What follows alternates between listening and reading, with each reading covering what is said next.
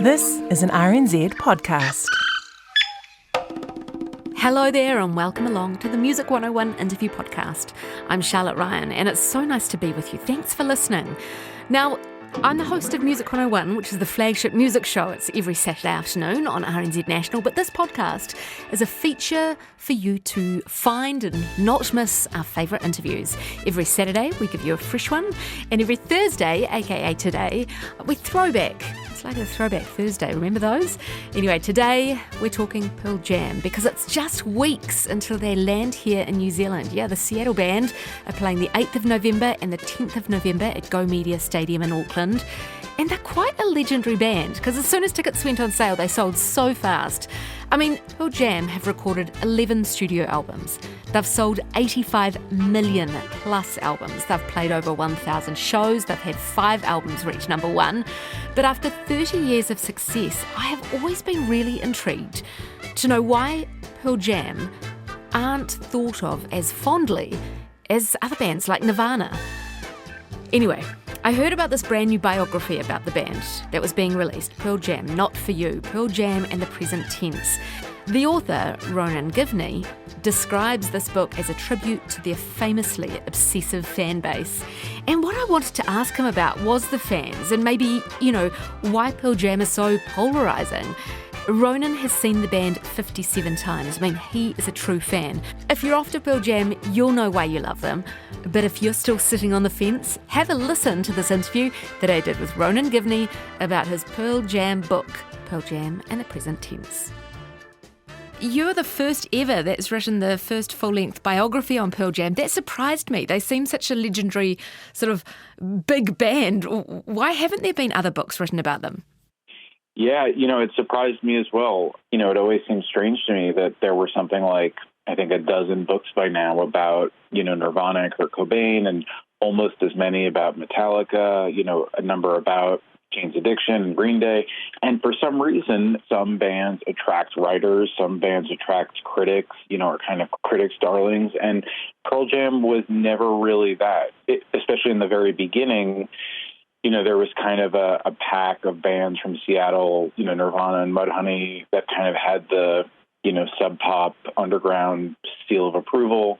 And Pearl Jam were always associated more with suburban kids, middle of the road, people who like heavy metal and stuff. They were always reviewed positively, I think, but, you compare them to a band like, Radiohead, let's just say, or even like their artistic influences, people like Bruce Springsteen and Neil Young, there's always kind of a frame in which critics talk about them. And anyway, I just felt that, I knew that there was such a rabid fan base, and I knew that there were so many people around the world for whom the band was so important. I just felt like it was to write something basically for that group of people and to make the case for Pearl Jam as being, just as important, if not more so, as, any of those very fine bands from the 90s that have quite a few books about them. I think why I've enjoyed your book so much is your style of writing, which has been compared to Nick Hornby, but also what really captured me at the start of the book is almost your admittance of liking Pearl Jam being a guilty pleasure, or you sort of acknowledged their unpopularity and you sort of diced around how, is liking Pearl Jam, is it kind of like a guilty pleasure, do you think? Well, for me, sometimes it felt that way, whether it's Pearl Jam or whether it's, my favorite writers or filmmakers.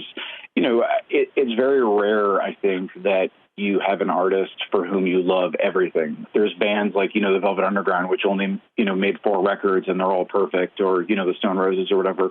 But I'm personally interested in what I came to call sort of ambivalent criticism, which is artists for whom you feel very strongly, like at times positively, and then there's other times where you're not quite sure about them. It seems to me that, there are so many bands and artists that kind of deserve this treatment.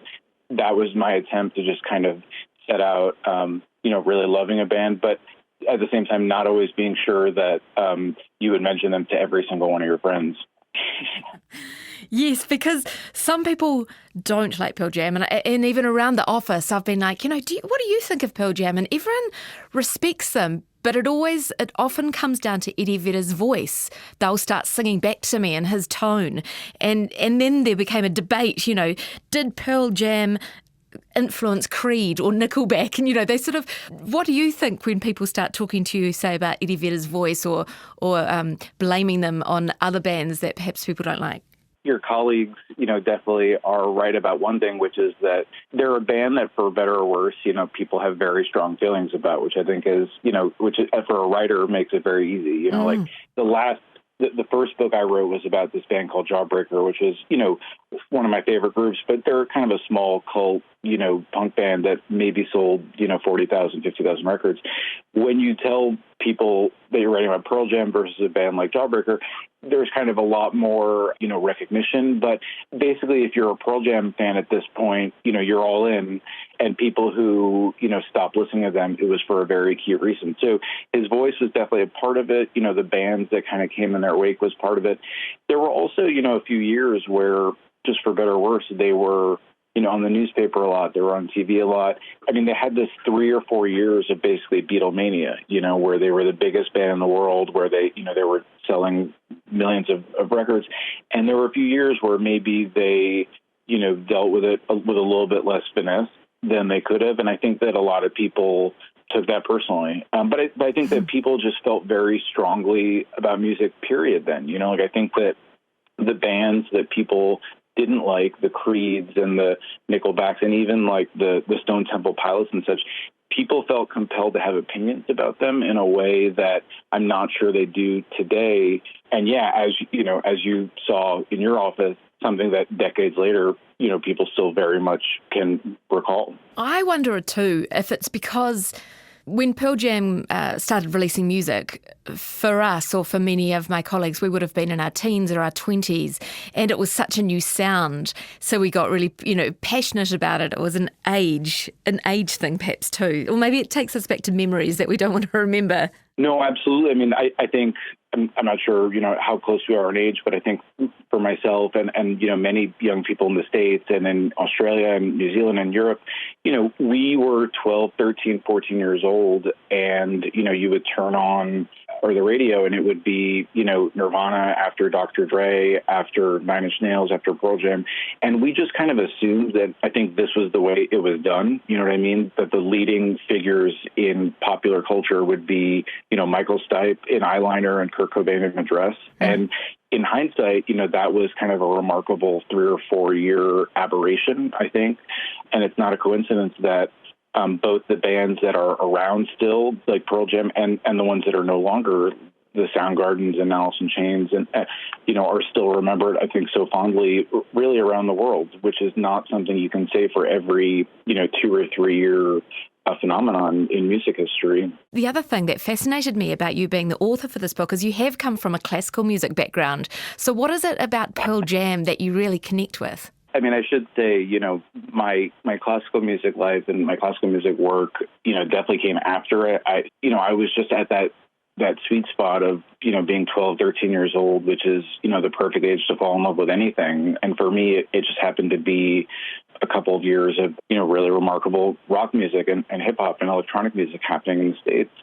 I think also, like a lot of people, I kind of fell out with them for a while. There was a while, I think, around No Code where, I think I had just moved on to other music and I was a little bit sick of them. I was a little bit sick of the drama. And yeah, I just spent a couple of years listening to punk rock and electronic music. And, I think around the time of their official bootlegs, I think me and a lot of other people got back into them. And the reason I mention this is because the way I got into classical music and the way that I really, fell in love with just, the history of recorded music, when you get down to it, classical music people and kind of jazz aficionados and hardcore, like Pearl Jam people, Deadheads, they're very similar. Fierce debates about the Glenn Gould 1955 recording of the Goldberg Variations versus 1982, versus Andras Schiff's recording versus Rosalind Turick's 3 or 4 recordings. And so it was a language that I sort of understood immediately, the sort of personnel and the way that, the Beethoven quartets have been recorded hundreds of times. And so for me, I always wondered why classical music did not reach out more to kind of just music nerds, and maybe not Pearl Jam people per se, but just people who love bootlegs and people who love comparing obscure B-sides and whatever. When you get down to it, you're really just talking about music junkies and people who are obsessed with finding as many versions of what they love as possible.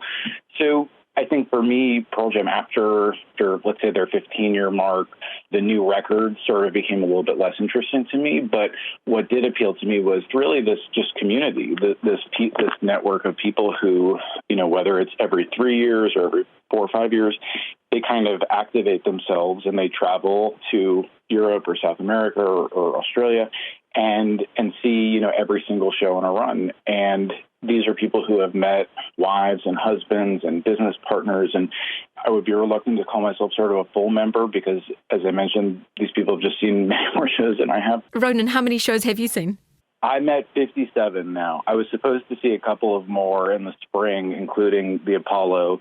I like people who are really into things, and Pearl Jam people, they're really into this pursuit, and that's really not different at all from classical music people. Yeah, that's so cool to have that comparison or to think about that comparison.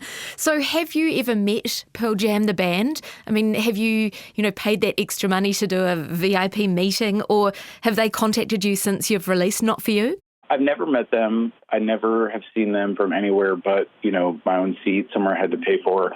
My editor and I, we did reach out to them about 2 years into the writing of it just to say hello and to offer to send them pages, and really just so it was not a surprise and to be, as transparent and really upfront as possible. I sort of knew all along, them being a band for whom privacy was so important, they didn't need me to write this book. And so it was not really a project in which I said, I'm going to just sit down and try to interview them, because in a way it was almost a can of worms. It was like I had 2 hours to ask Eddie Vedder sort of where do I start. With that in mind, I knew that there were many people for whom this band was important. I knew that if I was reading a book about Pearl Jam, I would scrutinize it and I would expect like a certain burden of proof on the part of the writer. I knew all along that if I was just honest and if I was, direct about why the band was important to me, that there were bound to be a few people, who felt the same way. And that's really, who I tried to write it for.